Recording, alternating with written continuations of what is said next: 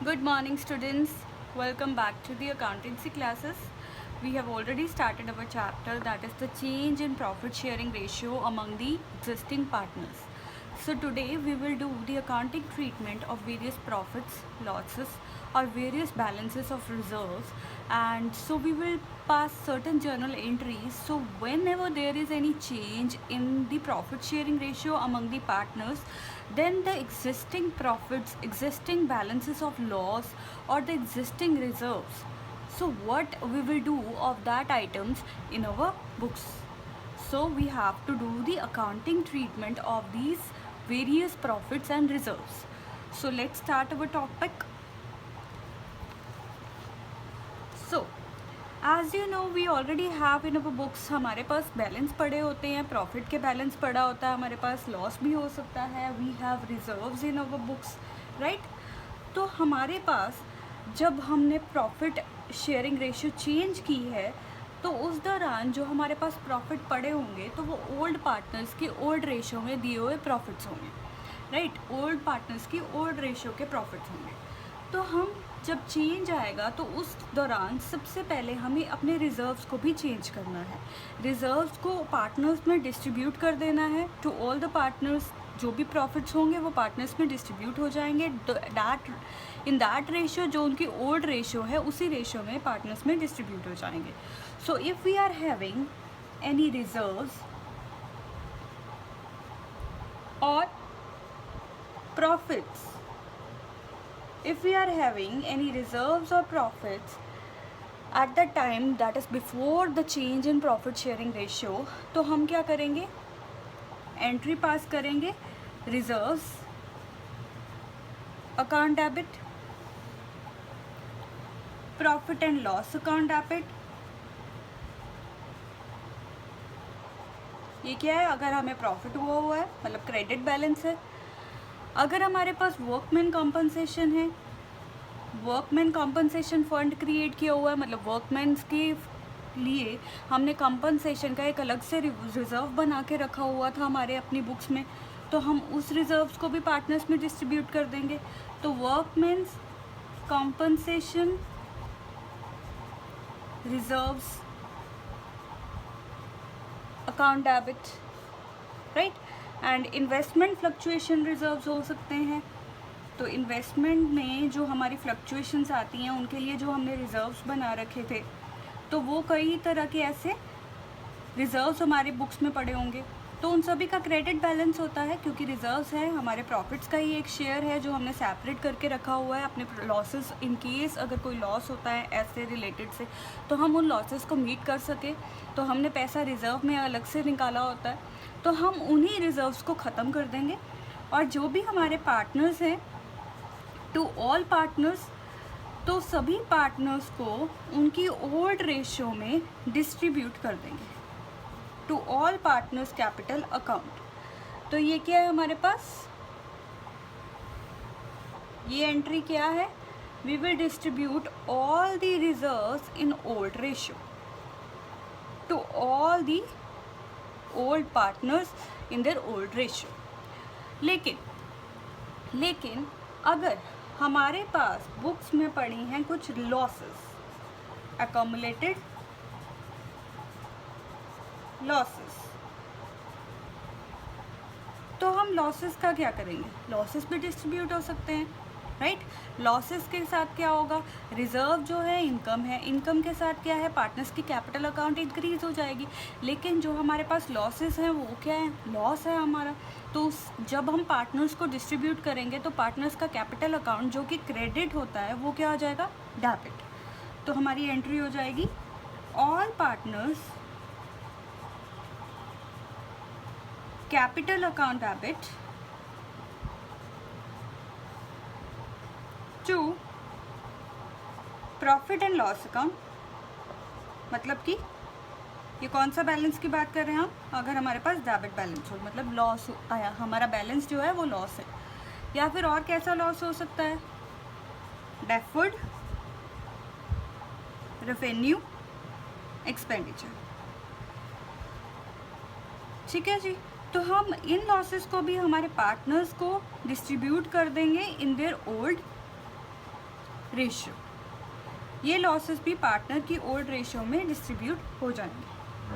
तो ये तो हमारी अकाउंटिंग ट्रीटमेंट है इन केसेस ऑफ रिजर्व्स या फिर प्रॉफिट्स और इन केसेस ऑफ अकोमुलेटेड लॉसेस। तो नेक्स्ट हमारे पास, अगर हमारे पास स्पेशली वर्कमैन कॉम्पनसेशन रिजर्व के ऊपर अगर हम क्लेम के रिलेटेड अगर बात करें, क्लेम मीन्स पहले तो हमारे पास है कि ये वर्कमैन जो कॉम्पनसेशन वर्कमैन के लिए जो हमने ये वर्कमैन के लिए रिजर्व्स निकाले होते हैं, अलग से रिजर्व्स बना के रखे होते हैं, तो उन रिजर्व्स को अगर हमारे पास क्लेम आ जाए, अगर उन्हीं रिजर्व का क्लेम आ जाए, मतलब जिन पर्पस के लिए ये रिजर्व्स निकाले गए थे हमारे पास उन्हीं पर्पस के लिए इन रिज़र्व को यूज़ करना पड़ जाए, उसकी डिमांड हो जाए कि हमें इन रिज़र्व्स को यूज़ करना है because there are some happenings due to which we have to use this reserve. ठीक है जी, हम रिज़र्व्स क्यों बनाते हैं कि अगर कोई भी मिस हैपनिंग हो हम उन्हीं रिज़र्व में से पैसा निकाल सकें। तो अगर कोई क्लेम आ गया तो तब उन सिचुएशंस में हम क्या करेंगे, तो सबसे पहले एक अलग से हम टॉपिक करेंगे वर्कमैन कॉम्पनसेशन रिजर्व्स का।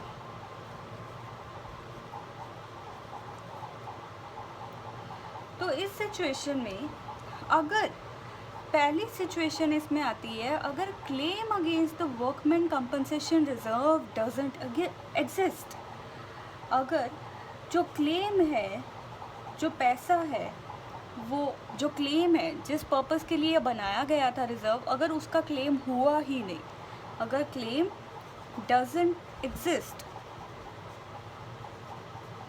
तो हम क्या करेंगे, तो हमारे पास जो रिज़र्व पड़े हैं हम उन पार्टनर्स को डिस्ट्रीब्यूट कर देंगे। तो हम क्या कर देंगे, वही रिज़र्व्स को जब हम प्रॉफिट शेयरिंग रेशियो को चेंज करेंगे तो वही जो रिज़र्व्स हमारे पास पड़े हैं और उनका हमारे पास कोई क्लेम नहीं है, तो हम वर्कमैन कॉम्पनसेशन रिजर्व्स को सभी पार्टनर्स में डिस्ट्रीब्यूट कर देंगे in their old ratio. Workman compensation reserves account debit to partners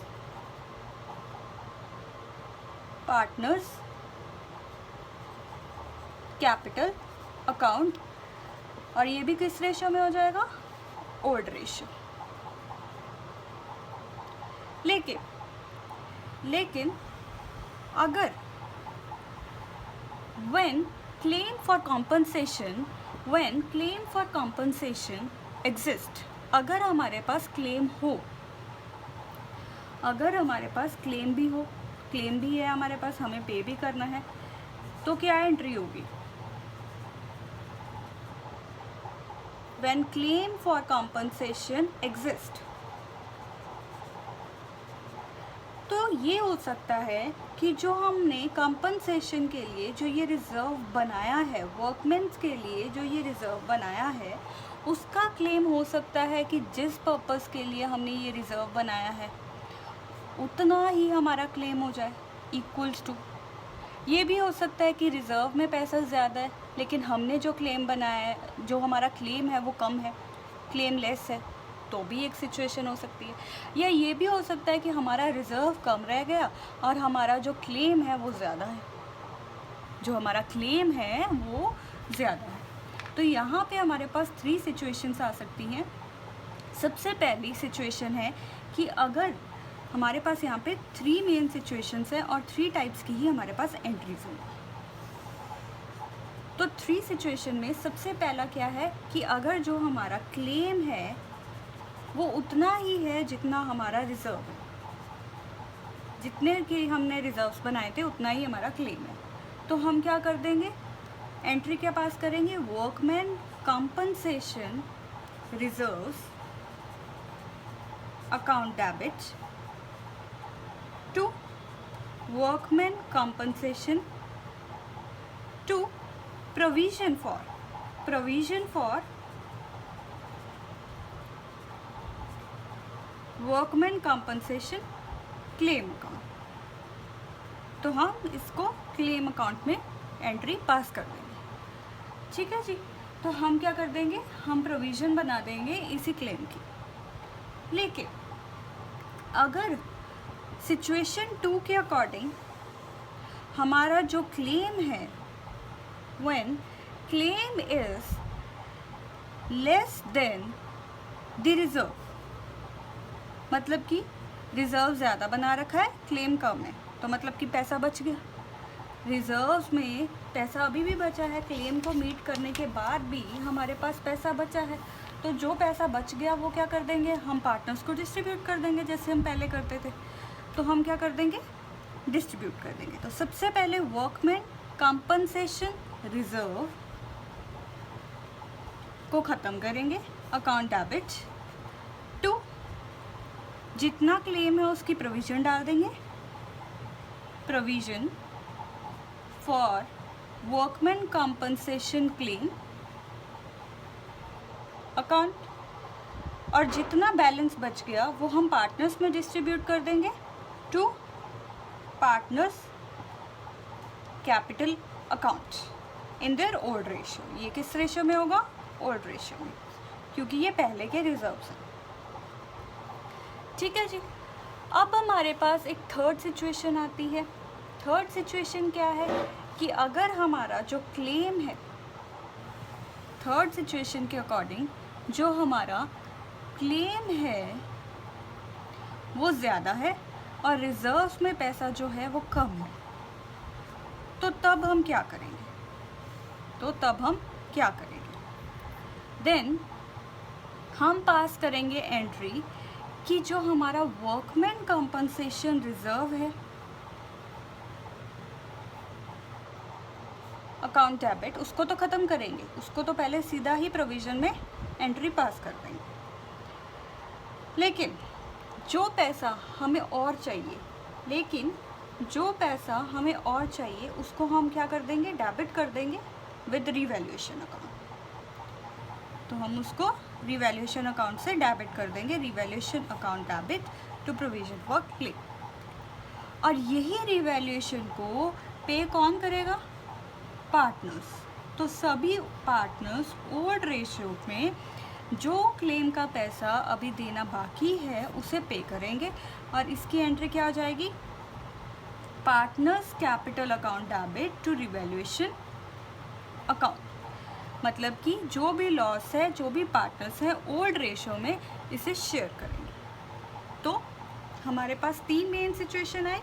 अगर तो हमारा क्लेम जो है वो हमारे रिजर्व के इक्वल है, अगर हमारा जो क्लेम है वो रिजर्व के इक्वल है तो हमारी एंट्री होगी workman compensation reserve account debit to provision for claim. अगर क्लेम ज़्यादा है तो जितना पैसा बच गया वो पार्टनर्स में डिस्ट्रीब्यूट हो जाएगा। अगर क्लेम कम है तो पार्टनर्स को पे करना पड़ेगा, और पे करने के लिए सबसे पहले हम डेबिट कर देंगे रिवैल्यूएशन अकाउंट में, और रिवैल्यूएशन अकाउंट को बाद में क्रेडिट करके पार्टनर्स की कैपिटल में से पैसा निकाल देंगे। ठीक है जी। तो हमारे पास ये तीन मेन सिचुएशंस हैं। तो अब आपकी इसी टॉपिक के बेसिस पे हम करेंगे questions. So let's start doing our question.